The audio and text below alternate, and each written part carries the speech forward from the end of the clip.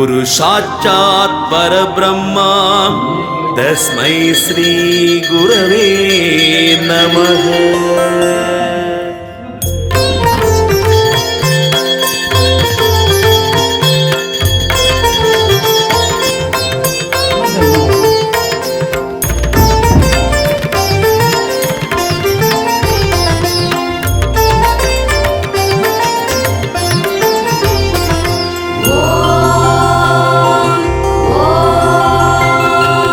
நிலவோடு உறவாடும் மேகங்களே, மரகத மலர் மீது நீர் தூவி ஆடுங்களேன்.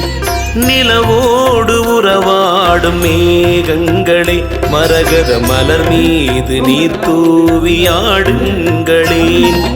வீணையில் விளையாடும் ராகங்களே, பிணை தீர்க்கும் கணக்கன் புகழ் பாடுங்களேன். பார்க்கடல் பூத்த பவள தோட்டங்களே. எல்லோருக்கும் வணக்கம். என் பெயர் சதீஷ்காந்தி. நான் திருவாளர் VS செத்ராஜ் முதலோட பேரன். நாங்கள் கிட்டத்தட்ட இங்கே 45 வருஷமாக வந்துட்டுருக்கோம். ஐயா எங்கள் வீட்டில் ஒரு குடும்பத்தாராகவே நாங்கள் அவரை மகானாக பார்க்கறதில்ல, எங்கள் தாத்தாவை தான் பார்க்குறோம். எந்த ஒரு விஷயத்தை தாத்தாவை கேட்காம செய்ய மாட்டோம். எந்த ஒரு நல்லது கேட்டதும் தாத்தாவோட வார்த்தையை கேட்டு தான் நாங்கள் அந்த வேலையை செய்வோம். நாங்கள் குரு பூஜைக்கு கடந்த குரு பூஜைக்கு இங்கே வந்திருந்தோம். அன்றைக்கி தாத்தாவோட குரு பூஜை. என் பையனுக்கு JEE மெயின்ஸ் எக்ஸாமு. இங்கே ஐயாவை வணங்கிட்டு போனோம். அவன் ஆல் இண்டியா ரேங்க்கில் 36, தமிழ்நாட்டில் முதலும் IIT சென்னையில் இடம் கிடச்சி இப்போ படிச்சுட்டு இருக்காப்புல. நாங்கள் இந்த தாத்தா கிட்ட நாங்கள் எதுவுமே இது வேணும் அது வேணும்னு கேட்டதே கிடையாது. நம்ம நினைச்சாவே போதும், எல்லாமே செஞ்சு கொடுப்பாரு. நாங்கள் இவரை எங்கள் வீட்டில் ஒருத்தராக தான் நாங்கள் பார்க்குறோம். இந்த மகான்கள்லாம் வாழ்ந்த வள்ளலார் நகரில் தான் நாங்களும் வாழ்ந்துக்கிட்டு இருக்கோம்.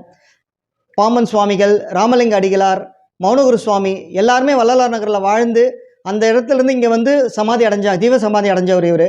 நாங்கள் எவ்ரி குரு பூஜைக்கு எல்லாரையும் கூப்பிட்டு அன்னதானம் போட்டு இங்கே இருக்க மக்களை எல்லாமே இங்கே வணங்கிட்டு போய் கிட்டத்தட்ட 1000க்கும் மேற்பட்டவர்கள் இங்கே பூஜை பண்ணுறாங்க. எல்லாரோட வாழ்க்கையிலையும் நல்ல நிம்மதியும் நல்ல வளமும் கொடுத்து ஐயா வாழ வச்சுக்கிட்டு இருக்காரு. இந்த கோயிலில் யாரும் யாரையோ நன்கொடையோ எதுவோ கேட்குறது கிடையாது. அவங்கவுங்க விருப்பத்துக்கு அவங்களா விருப்பப்பட்டு கொடுத்து இந்த நிகழ்ச்சியெல்லாம் சிறப்பாக நடத்திக்கிட்டு இருக்காங்க.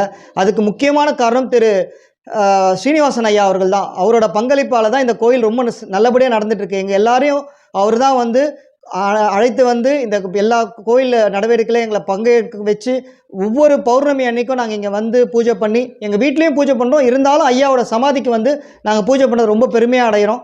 இதே மாதிரி எல்லாரும் அவரோட அருளை வணங்கணும்னு கேட்டுக்கொள்கிறேன். நன்றி, வணக்கம். ஐயா மனோகர் சுவாமி ஆலயத்துக்கு ரொம்ப நன்றி. நான் எங்கள் கோயிலுக்கு பணிவிடை செய்கிறேன், ஐயாவுக்கு தொண்டு செய்கிறேன்.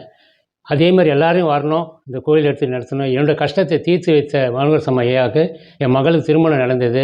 இன்னொரு பெரிய மகளுக்கும் திருமணம் நடந்தது. இடமே விற்று கொடுத்து நல்லபடியாக வச்சுக்கிறார், நோய் நடாமல். இனி வரணும் அத்தனை பேரும் அந்த ஐயாவுக்கு நம்பி வரவங்கள நல்லபடியாக பார்த்துப்பார். இந்த நாள்லேருந்து என்னோடய இடத்துக்காக நான் குறையா இருந்தேன். என்னோடய ஐயா விற்று கொடுத்தாரு. மறு இடமும் ஐயா வாங்கி கொடுத்தாரு. என் மகளுக்கு திருமணம் நல்லபடியாக முடிஞ்சு 2 மகளுக்கு. அவங்களும் குழந்தை பெற்று எடுத்துட்டாங்க. நானும் நோய் இல்லாமல் இன்னும் பணியிட இங்கே செய்து தயாராக இருக்கேன். ஐயா ரோஜா திருநாவுக்கரசு ராயபுரத்துலேருந்து ஒரு 10 வருஷமாக வரேன். நான் 10 வருஷமாக இந்த வரலாறுலாம் இந்த வேர்வை முதல்ல இங்கே பறிஞ்சு வச்சுருக்குறோம். அதில் வேர்வை விடும், முத்தாக வேர்வை விடும். வேர்வை விட்டாக்கா இங்கே உட்காந்து தியானம் பண்ணுறவங்களுக்கு அந்த முகத்தை காட்டுவார். அப்போ இவர் இங்கே இருக்கிறாருன்ற அர்த்தம். நிறைய அதிசயங்கள் நடந்துருக்குது. ஒருத்தர் நடக்க முடியாதவர் இங்கே இருக்கிறவர், அவரை நடக்க வச்சுருக்கிறேன் சுற்றி. அதுக்கும் பிற்பாடு ஒருத்தருக்கு 10 வருஷம் குழந்தை இல்லை. அவங்களுக்கு இந்த 3 பழம் கொடுப்பேன். ஒரு பழம் சாப்பிடுங்க, ஒரு பழம் நடுவிட்டு வைங்க, ஒரு பழத்தை வாசிப்புள்ள கட்டுங்கன்னுவேன். அது 10 வருஷத்து இருந்து இப்போ ஒரு பொண்ணு பிறந்திருக்குது. அதே போல் இன்னொருத்தவங்களுக்கு 12 வருஷம் குழந்தை இல்லை. அவங்களுக்கும் இந்த போல் கொடுத்துருக்குறேன். அவங்களுக்கும் ஒரு பையன் பிறந்திருக்கிறான். அதுபோல் அதிசயங்கள் இங்கே நிறைய அதிசயங்கள். இதெல்லாம் பார்ப்பாங்க. மேலே நான் பூஜை பண்ணுறப்ப அவர் சிரிப்பார். எனக்கு கோபமாக வரும். நான் வயசு ஆயிடுச்சு, எனக்கு 78 வயசு. நான் உன்னை அழுத்திக்கின்னு பூஜை பண்ணுறேன், நீ சிரிக்கிறத ஒன்று பார்க்கவா நான் இங்கே பூஜை பண்ணுவான்னுவேன். அதுபோல் சத்தம் போட்டு தான் அவர் அதில் படத்தில் கோயிலாக கட்டி சிவலிங்கமாக உட்காந்துட்டார். இப்போ அதில் அதிசயம் என்னன்னா, அங்கேருந்து கீழே இங்கே வச்சதுலேருந்து நிறைய முடிங்க முட்டையாக முடிங்க அதிசயம். இப்போ பூசை வந்து 2 பூசை போட்டுக்கினாரு. இப்போ அடுத்தது இன்னொரு பூசை எப்போ போட்டுக்குவாரோ தெரில.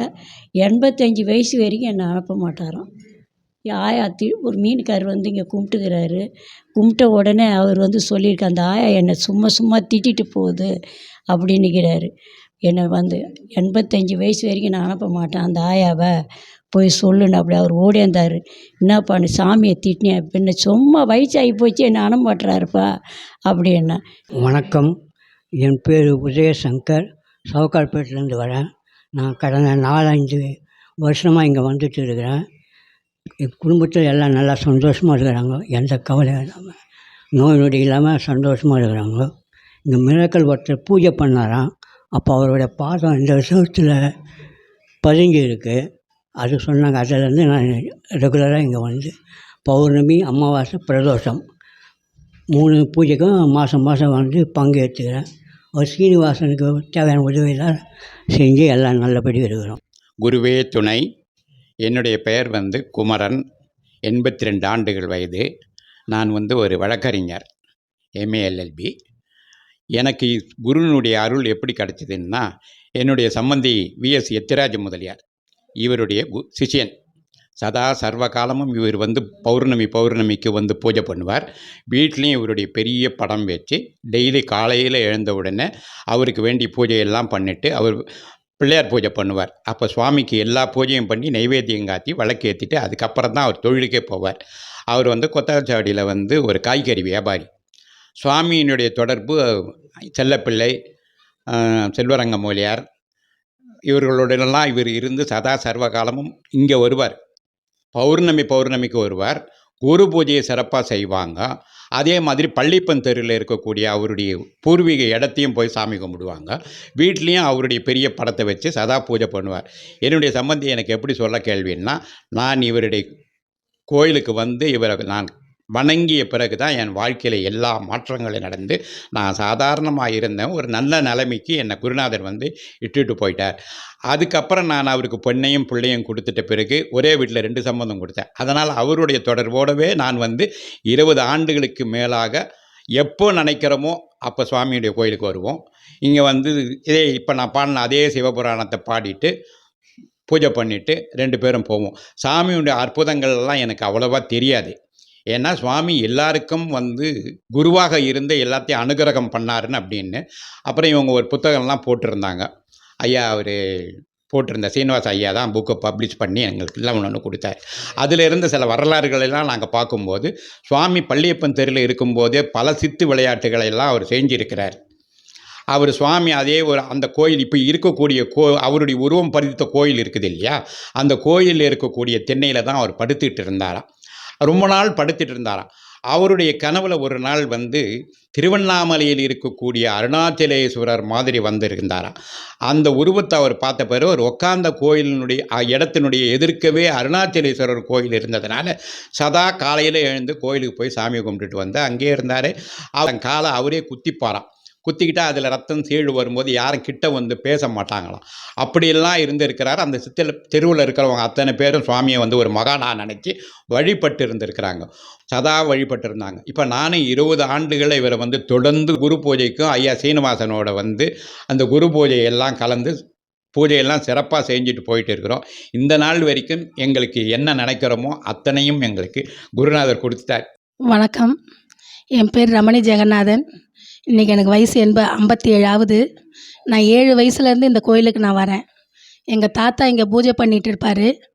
அப்போ எங்கள் மாமா சனி ஞாயிறு வரும்பொழுது அவர் கூட நான் வருவேன், வந்து நான் பூஜை பண்ணுவேன். வருஷம் குரு பூஜைக்கு நாங்கள் வந்து கலந்துக்குவோம். ஒரு வருஷம் கூட நாங்கள் வராது இருந்ததில்லை. என்னுடைய நிகழ்வு என்னன்னா, என் முதல் குழந்தை பிரசவத்தப்போ எல்லா டாக்டரும் ஆப்ரேஷன் சொல்லிட்டாங்க. நான் இவரை தான் வேண்டினேன், அப்பா எனக்கு ஆப்ரேஷன் இருக்கக்கூடாது அப்படின்னு நான் வேண்டினேன். அதே மாதிரி எனக்கு நார்மல் டெலிவரி ஆச்சு. அன்றைக்கி என் கல்யாணத்து அன்றைக்கும் இவர் முன்னாள் குரு பூஜை என்னுடைய புடவை இங்கெல்லாம் இங்கே இவர்கிட்ட வச்சு ஆசீர்வாதம் வாங்கிட்டு தான் எனக்கு வந்தாங்க. இதை போல் என் பிள்ளையும் அதே மாதிரி கல்யாணம் பண்ணி மணவர கோலத்தோடு நான் இங்கே இட்டுட்டு வந்தேன். இன்றைக்கி நாங்கள் நல்லா இருக்கிறோம். இவரை வணங்கி நாங்கள் நல்லா இருக்கிறோம். இவரை நான் வணங்காதது நாள் கிடையாது. எங்கள் வீட்டில் ஒரு டெனண்ட் இருக்காங்க. கால் நடக்க முடியாமல் ரொம்ப கஷ்டப்பட்டாங்க. அவங்கள நான் இங்கே கூப்பிட்டு வந்தேன். கூப்பிட்டு வந்த பிறகு அவங்களுக்கு இப்போ கால் நல்லா இருக்குது. வணக்கம். நான் எண்ணூர்லேருந்து வந்துகிட்டு இருக்கேன். என்னோட பெயர் அபிராமி. நான் ஒரு 2 வருட காலமாக இங்கே கோவிலுக்கு குரு பூஜையிலேருந்து வந்துட்டுருக்கேன். அதுலேருந்து தொடர்ந்து வந்துக்கிட்டு இருக்கேன். இங்கே மௌனகுரு சுவாமிகள் வந்து இருக்கிறது வந்து ஒரு 10 பேரோட சேர்ந்து தான் நானும் இங்கே கலந்துக்கிட்டு வந்தேன். ஐயாவோட அருளும் ஆசீர்வாதமும் எனக்கு ரொம்ப கிடைச்சதுல எனக்கு ரொம்பவும் மன சந்தோஷத்தில் இருக்கிறேன் நான். முறையாக நான் வரும்போது ஐயாவோட சன்னதி உள்ள கால் எடுத்து வைக்கும்போது அவருடைய வைப்ரேஷனை நிறையவே உணர்ந்தேன். அதுவும் இல்லாத இங்கே ஐயாவோட முகம் காட்சி கொடுத்த இடம்னு ஒன்று இருக்குது. அந்த எல்லாரும் சொல்லும்போது நானும் அந்த காட்சியை வந்து அவருடைய முகத்தை வந்து நான் பார்த்தேன். ஐயாவோட முகத்தை நான் கண்டு எனக்கும் மெய் சிலிர்த்து ஆனந்தத்தில் ரொம்ப சந்தோஷப்பட்டேன். அப்புறம் தொடர்ந்து நான் அதிலேருந்து ஒவ்வொரு பூஜைக்கும் ஐயாவோட நம்ம சீனிவாசன் ஐயா எனக்கு மறக்காமல் ஒவ்வொரு குரு பூஜைக்கு நம்ம என்ன விசேஷம் இருந்தாலும் என்னை விட்டதே கிடையாது. எதுவாக இருந்தாலும் அவ்வளோ ஒரு இதாக இந்த மாதிரி பூஜை நடக்குதுமா வந்து கலந்துக்கோங்கன்ட்டு எனக்கு ஒவ்வொரு விஷயத்தையும் எனக்கு சொல்வார். அதில் அந்த பூஜையில் கலந்துக்கிட்டதில் அவருடைய ஆசீர்வாதம் கிடைக்கிறதுல நானும் என் குடும்பமும் ரொம்ப மகிழ்ச்சியில் இருக்கோம். இன்னும் சொல்லப்போனால் ஒரு இதே மாதிரி நார்மலாக ஒரு பூஜைக்கு வரும்போது அவருடைய சந்தன அபிஷேகம் நடந்துட்டு இருந்துச்சு.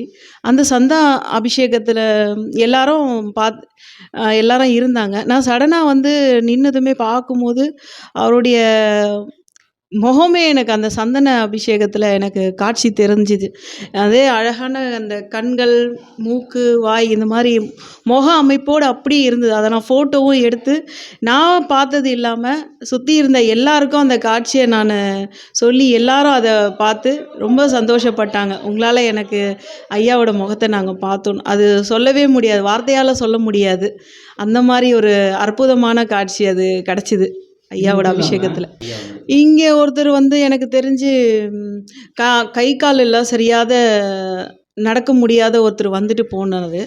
அவர் சொன்னார், இந்த மாதிரி நான் வந்து இந்த அளவுக்கு நடக்கிறேன் போகிறேன்னா இவரு தான் அதுக்கு காரணம். நல்லா சுத்தமாக எந்திரிச்சு நடக்கவே முடியாதுன்னா இன்றைக்கி வந்து நடந்து நல்லா அழகாக அப்படி போகிறேன் வரேன்னும் போது அவர் அது சொன்னார். நிறைய பேர் நிறைய சொல்கிறாங்க, வந்ததுலேருந்து நல்லா இருக்குது, குடும்பத்தில் சண்டை சச்சரவு இல்லாமல் அவருடைய ஆசீர்வாதம் கிடைக்குது, எல்லாம் எந்த ஒரு கஷ்டம் இல்லாமல் எங்களுக்கு துணையாக இருக்கிறாரு. 1000 கஷ்டங்கள் இருந்தாலும் அவருடைய ஆசீர்வாதத்தில் எல்லாமே நகர்ந்துக்கிட்டு போயிட்டுருக்கு எல்லா பிரச்சனைகளும். எனக்கும் அப்படி தான் நிறைய பிரச்சனைகள் இருக்குது. கொஞ்ச நிமிடம் அவரை நினச்சி நம்ம அவருடைய உருவத்தை கண்ணை மூடி நினச்சாலே அந்த மன நிம்மதியே வந்து எல்லா பிரச்சனையும் போன மாதிரி ஒரு சந்தோஷம், மன நிறைவு தான். ஏதோ அவருடைய ஆசீர்வாதத்தில் தான் எல்லாருடைய வாழ்க்கையும் நகர்ந்துட்டுருக்கு. மௌனகுரு ஐயாவோட ஆசீர்வாதம் எல்லாருக்கும் கிடைக்கணும், எல்லாரும் வரணும், ஐயாவோட பெருமை எல்லாருக்கும் போய் சேரணும், அவருடைய ஆசீர்வாதமும் எல்லாருக்கும் கிடைக்கணும்.